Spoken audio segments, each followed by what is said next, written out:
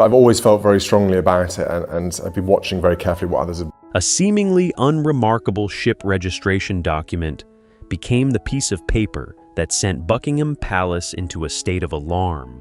In late July 2025, Prince William and Princess Catherine made frequent public appearances. They visited a childcare facility in Birmingham, attended a veterans event near Edinburgh, and projected the stable image the royal family desperately needed. But during that same period, Queen Camilla was reportedly missing from the official schedule for 5 days. Her name was absent from the court circular. There was no announcement from the palace press office, no list of accompanying staff, and no recorded royal duties. Instead, Camilla was believed to be aboard a super yacht off the coast of southern France, a vessel registered in Malta, owned by a Luxembourg-based company, and completely absent from the palace's public schedule. That secret might never have been discovered if a royal researcher hadn't noticed a tiny maritime update. By comparing the ship's location to a dinner photo posted on a private Instagram account, the researcher noticed a detail no one in the palace wanted the public to see. The photo was quickly deleted, but it was too late. Within 48 hours, it was in the hands of 2 British journalists and a German media organization, specializing in investigating European lobbying networks. And the scariest part wasn't even the cruise itself. Because before the press made the first call to the palace, Prince William already knew the whole story. So who delivered the file straight to Kensington Palace, and what did that person see on the ship? If you love royal stories full of mystery, power, and the changes happening behind the palace doors, subscribe to the channel so you don't miss the next part.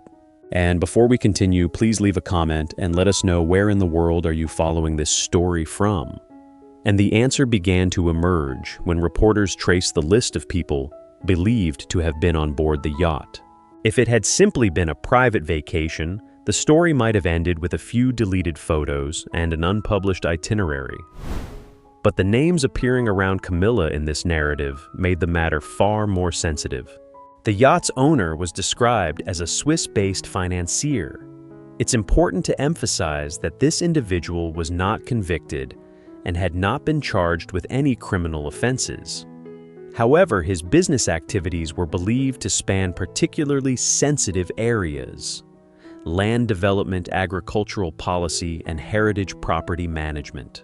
These are not entirely unfamiliar sectors to the royal world.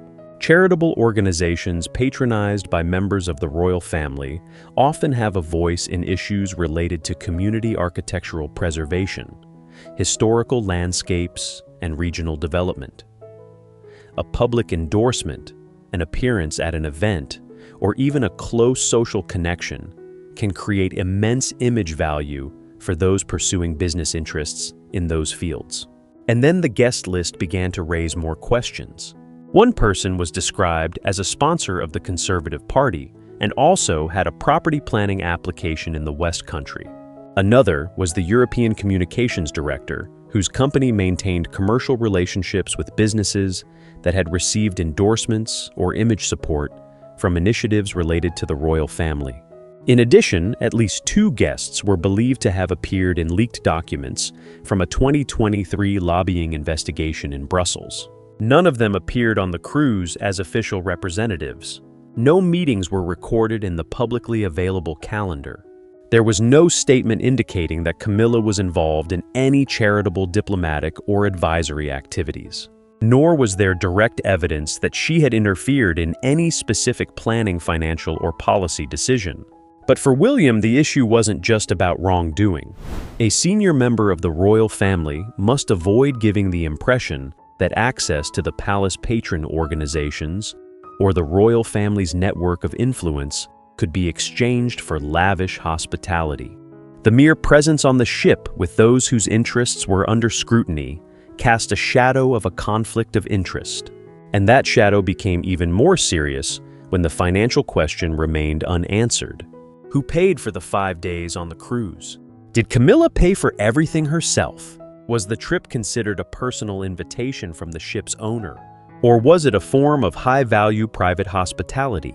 If this was a gift accommodation or hospitality from an outside individual, why doesn't it appear in any transparent palace records? These questions were directed straight to William's team. And as they began reviewing old records, another detail emerged, a detail that transformed the 2025 trip from an isolated incident into a sign of a pre-existing pattern. Because this wasn't the first time Camilla had allegedly boarded that ship. To understand why this discovery provoked such a strong reaction from William, we must go back to the summer of 2023, 2 years before the affair broke out. Camilla had spent an extended weekend on that very yacht.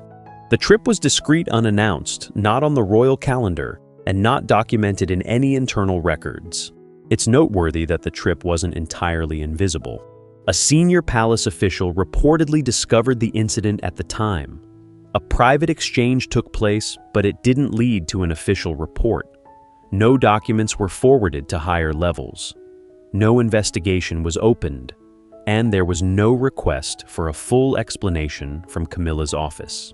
The matter was closed almost as soon as it was discovered. William was completely unaware of the 2023 trip at that time.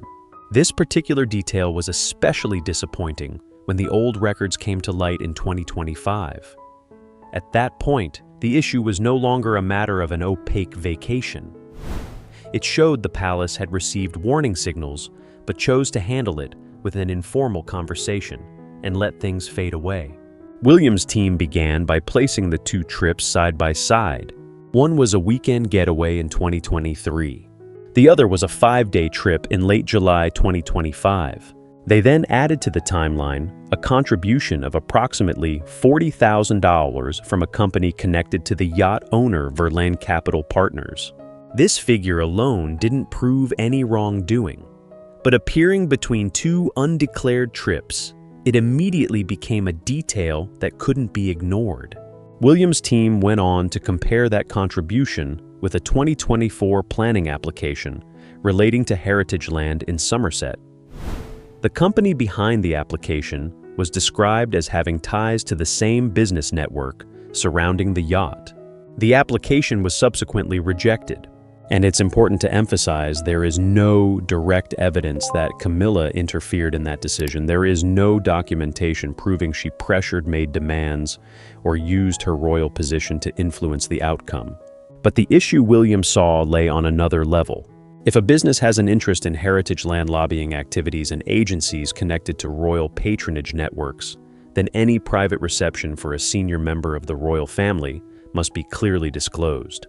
Not because it's necessarily wrong, because without transparency, the public has the right to suspect that access to the royal family could create an advantage. The 2022 filings further intensified the sensitive issue. A report by the British Parliament mentioned lobbying activities related to real estate interests and heritage assets within this business network. The report didn't accuse anyone of breaking the law, but it showed that this wasn't a business group entirely separate from matters where the royal family could exert symbolic influence. When all the details are put in order, the 2023 trip, the contribution, the 2024 planning application, and the 2025 trip, William sees a pattern. What angered him most wasn't just that Camilla had returned to the ship after the first trip, but it was someone within the palace who had seen the warning signs as early as 2023 and decided it didn't need to go any further. For William, this was no longer just a story about a yacht. This was proof that the palace apparatus had failed in its duty to protect itself, and William wasn't going to let that failure continue to be covered up by secret exchanges. On a Tuesday in the first week of September 2025, a meeting was convened at Kensington Palace. Not Buckingham Palace, not the King's office, but the place where William controlled the scheduled personnel and all the documents brought into the room. That choice itself carried a very clear message. William wasn't there to ask permission to open a review. He was summoning those who needed to answer. Present were William's private secretary, his communications secretary, and a senior official from King Charles III's household. The last person wasn't invited in the usual way. He was required to be present. In the royal world, the difference between an invitation and a request is enormous. It showed that William no longer viewed this as a media issue to be handled softly. He viewed it as a managerial failure that needed clarification. William walked in with a stack of paper files. No projector, no lengthy speech, no angry pronouncements. Inside the files were port logs, ship registration data, charitable financial reports 2022, lobbying records, a 2023 trip summary, information on contributions from related companies, planning records at Somerset, and the full details of the 2025 trip. He placed the files down in the middle of the table. Then there was silence for a few seconds. No one in the room spoke first. William didn't explain each page. He didn't lead the attendees in the manner of a typical meeting. He simply asked one question: who saw the information about the 2023 trip and decided that it didn't need to be reported? The question was simple, but it made the room more tense than any accusation. The official from Charles's household had over 15 years of experience in the palace. He knew the trip had been under scrutiny. He also knew there had been an internal exchange. But when William asked who had decided to stop the matter, there was no clear answer. No names, no records, no written instructions. Only vague phrases like handled, not considered serious, and no need to forward. That was precisely the kind of answer William wouldn't accept. He opened the file and began sorting the documents chronologically. First was the 2023 trip. Next was the contribution. Then the planning records at Somerset. Next came the unrecorded meeting between a passenger on the yacht and someone connected to Camilla's patronage network. Finally, the second trip in July 2025. Each document was laid down very slowly. Each timeline was placed side by side.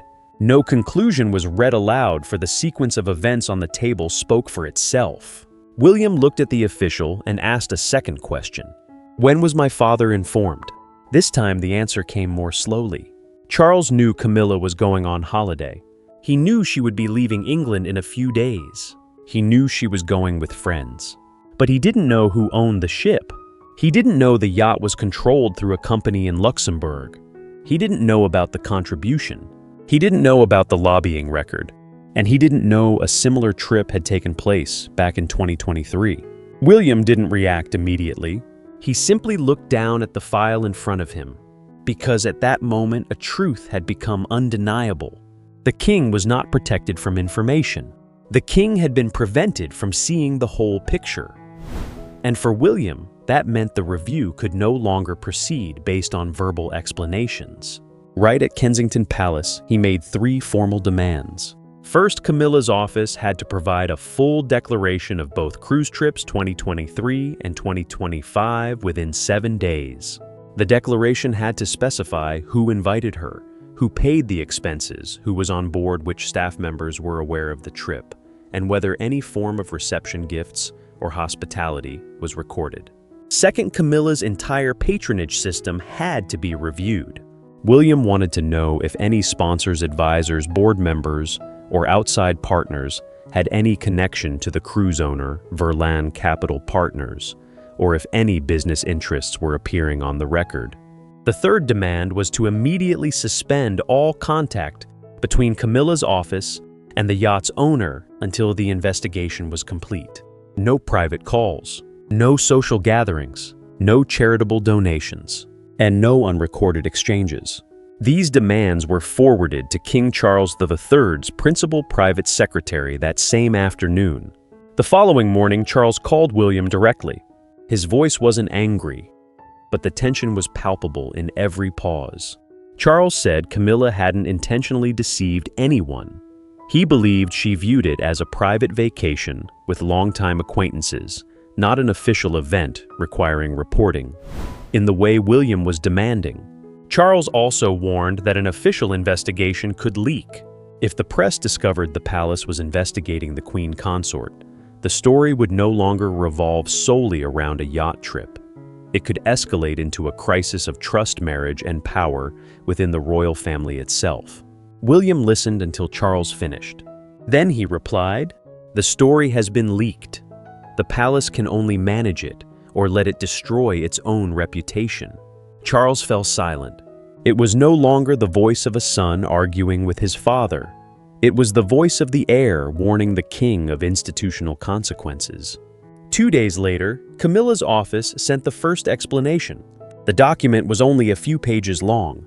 It confirmed Camilla had been on the cruise, but provided no complete list of attendees. No receipts, no details of expenses, no clear answer about the 2023 trip. William's team returned the document almost immediately. They marked it incomplete. Charles continued to communicate with his son. He said Camilla had assured him that the 2023 trip was just a private weekend and that no sensitive discussions had taken place on board. William replied very briefly, "That assurance doesn't match the documentation." He mentioned the contribution, the unrecorded meeting, and the fact that an official had known about the first trip but failed to report it. Charles argued that more time was needed for Camilla and her advisors to gather the records. William agreed, but not indefinitely. He gave Charles 72 hours. During that time, the king had to decide whether he would allow a full review or order its termination himself. There were no public threats. No ultimatum was issued, but both understood the implications of that deadline. If Charles stopped the investigation, he would be held responsible for any information that might emerge afterward. If he allowed it to continue, Camilla would no longer be protected by the palace's silence. For the next 3 days, not only Camilla's future, but also the relationship between the king and the heir apparent would be under unprecedented pressure. Charles understood that this time he couldn't settle things with a private family conversation. On the very first day of the 72-hour deadline, he met with Camilla in person. The exchange was discreet with no media assistants present and no announcements made to the outside world. Charles wanted to hear the whole story from her before making a decision. Camilla continued to insist that the 2 trips were purely personal. She said she wasn't involved in any discussions about planning funding or business interests. According to her explanation, those present on the cruise were simply friends and regulars of the shipowner. But when Camilla's private advisors began reviewing appointments, emails, and contact records, a new detail immediately caught attention. About 6 weeks before the 2025 cruise, a meeting had taken place in London. This meeting didn't appear on Camilla's official schedule. On one side was the person allegedly present on the yacht. On the other was a member of the Patronage Advisory Board, a group that advises and coordinates patronage activities associated with her office. There is no evidence that Charles or William were ever informed. There are no complete records. There is no clear description of the purpose of the meeting. And most concerning of all is its timing. The meeting took place just weeks before Camilla allegedly boarded the yacht a second time. When questioned, Camilla said she was not present and was unaware of the meeting. That answer did not ease the situation. It only complicated things further. If Camilla is telling the truth, it means that an employee or advisor within her patronage network organized a sensitive meeting without reporting it to their superiors. It also meant that the office of a senior member of the royal family no longer had full control over the relationships forged in their name. But if Camilla really knew the previous statement, clearly missed a crucial detail. Either way, Charles couldn't find a sufficiently convincing explanation to refute William's file. Camilla's advisors began consulting with the palace lawyers. They wanted to know if the meeting in London violated reporting rules and whether the trip could be considered hospitality that should be documented internally. The lawyers didn't conclude on wrongdoing, but they warned that the lack of documentation would make it difficult for the palace to defend any public statements later. By the second day, Charles realized he was caught between 2 roles. As a husband, he wanted to believe Camilla. As king, he could not ignore the documents his successor had placed before him. Nor could he request a halt to the review without undermining the program of transparency and institutional accountability that he himself had publicly championed. If Charles stopped William, all the questions would later come back to him. If he allowed William to continue, Camilla would lose the protection she had received from internal silence. On Thursday evening, Charles called his son. The call was shorter than usual. He told William he could continue the review. Charles made only 2 demands. Camilla must be treated with dignity, and no developments should be made public without his prior notice. William agreed. There was no victory, no relief. Only a silent shift in power had just taken place. Charles remained king, but in that call, he admitted that Camilla's personal protection could not take precedence over institutional integrity. On September 12, 2025, the first sign appeared publicly. Charles arrived at a film premiere in London alone. Camilla's name had been on the original schedule, but she didn't show up. The reason given was a familiar 2-word phrase: schedule conflict. No further explanation was given. But inside the palace, everyone understood that the schedule wasn't the only thing that had changed. In the weeks that followed, there was no announcement that Camilla had been disciplined, no decree, no declaration of stripping her of her powers, and no press conference confirming she was under investigation. Instead, the change unfolded in the way the royal family always operates during the most sensitive times. Quietly, first came the autumn 2025 schedule. Originally planned from October to December, Camilla was expected to undertake 14 personal activities. The list included visits to organizations. She patronized several charity fundraising events, the opening of a new hospital in Cardiff, 2 reading promotion events, and a keynote speech at the Women's Leadership Conference in Edinburgh. On paper, it was still the schedule of an active queen consort. But by the end of September, things began to change. 6 events were adjusted in turn. Remarkably, none were canceled. The host organizations received only brief notice that the schedule was changed due to workload and a need to rearrange the program. No one mentioned the review. No one mentioned the yacht. No one mentioned William's file. But those closely following royal affairs quickly noticed a common thread. Most of these important events were entrusted to Princess Catherine. Catherine spoke in place of Camilla at the Edinburgh conference. She appeared at 2 charity dinners previously associated with Camilla. Some public spaces previously considered Camilla's signature also began to feature Catherine more frequently. There was no formal handover, only a new schedule. And sometimes within the royal family, the schedule is the clearest statement of power. Alongside the public changes were less visible adjustments within the office. In early October, Camilla's deputy private secretary was transferred to a different position. A few days later, the senior communications advisor also left the team. Notably, no replacements were appointed for either position. The workload in Camilla's office remained, but the number of people allowed to handle the work was dwindling. By the end of October, 3 more lower-level staff members were reassigned to other departments within the palace. By November, Camilla's team had dwindled to just 7 people, a significant reduction from the previous 11. This reduction wasn't described as a form of disciplinary action. It was explained as a process of personnel optimization. But the results are undeniable. A smaller office means less coordination, fewer resources, and less influence. The change is happening elsewhere much more quietly. That's the files. Camilla's office no longer receives the broad summaries of foreign policy as before.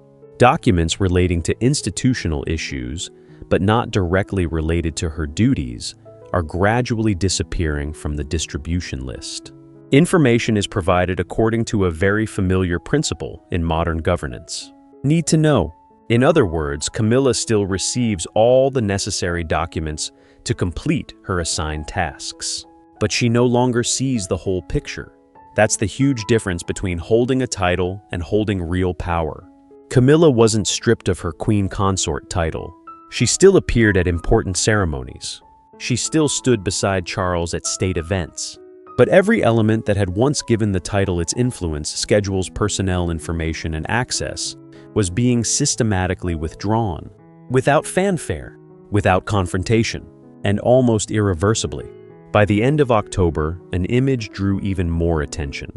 William and Catherine spent an entire weekend with Charles at Highgrove House. Meanwhile, Camilla remained at Clarence House. No official explanation was given. But for those closely following the subtle shifts within the royal family, the distance between their residences that day seemed to speak volumes more than any press release. By November 2025, the change within the royal family was no longer just about Camilla's schedule. It had become a new way of operating. In a private meeting with a group of senior civil servants involved in the public administration reform program, William reportedly made a brief but particularly noteworthy statement. Institutions that protect individuals by sacrificing their own integrity cannot survive. He didn't mention Camilla. He didn't mention the yacht. He didn't mention the review that had strained his relationship with Charles for weeks. But those who understood the context recognized the message. William wasn't just dealing with an isolated crisis. He was trying to change how the royal family would protect itself from future missteps. That style had already been evident in his handling of the Duchy of Cornwall. William demanded that contracts be meticulously documented. Contractors were subject to regular audits. Financial operations required specific accountability, and personal agreements without accompanying records were no longer considered sufficient to protect an organization of such value and influence. It was a colder approach, less reliant on connections, but also harder to conceal. When this model was introduced into the palace, the structure of the royal family began to shrink around 4 figures. King Charles III remained the constitutional center. Prince William increasingly assumed a practical executive role. Princess Catherine became the stable public face, and Princess Anne continued to be the guardian of disciplined tradition and royal duty. Meanwhile, Prince Andrew was no longer part of the official bureaucracy. Prince Harry also lived outside the palace's operational structure. This has led to a dwindling number of people with the prestige, authority, and trustworthiness to shoulder important responsibilities. And Catherine is stepping into that void. She's not just replacing Camilla at a few events. Catherine is increasingly appearing as a strategic partner to William, someone who understands how he wants the future of the monarchy to function and can translate those cold principles into a more approachable public image. William represents structure. Catherine represents connection. One narrows the uncontrollable spheres of power. The other ensures that the monarchy retains the warmth, trust, and continuity that the public expects. Camilla, meanwhile, retains the title of Queen Consort. She still appears alongside Charles at major ceremonies. She still maintains several patronage organizations.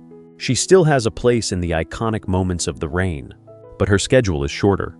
A smaller team, limited access to documents, and the public spaces once associated with her name are gradually being taken over by Catherine.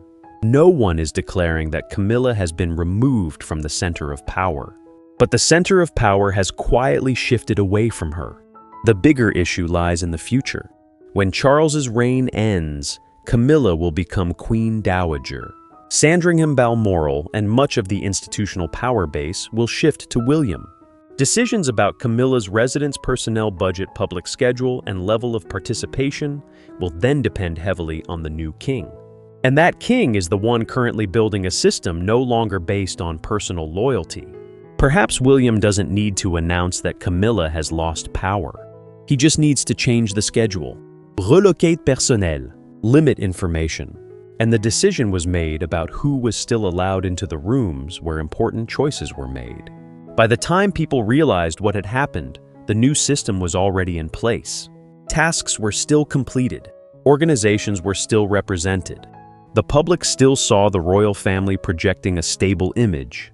But that system no longer needed Camilla's influence as it once did. And that was perhaps the coldest form of dethronement. Not being pushed out of the palace, but remaining inside the palace, still holding the title, still appearing before the cameras, but no longer deciding what happened behind closed doors. Do you think William is doing the right thing by prioritizing transparency and institutional accountability over family ties? Or is he building a royal family that is too cold, too controlling, and leaves no room for personal loyalty? Share your thoughts in the comments below. If you enjoy stories about power secrets and the changes behind the palace gates, subscribe to the channel and turn on notifications so you don't miss any more content. The content in this video is created for commentary storytelling and entertainment purposes. Thank you for watching.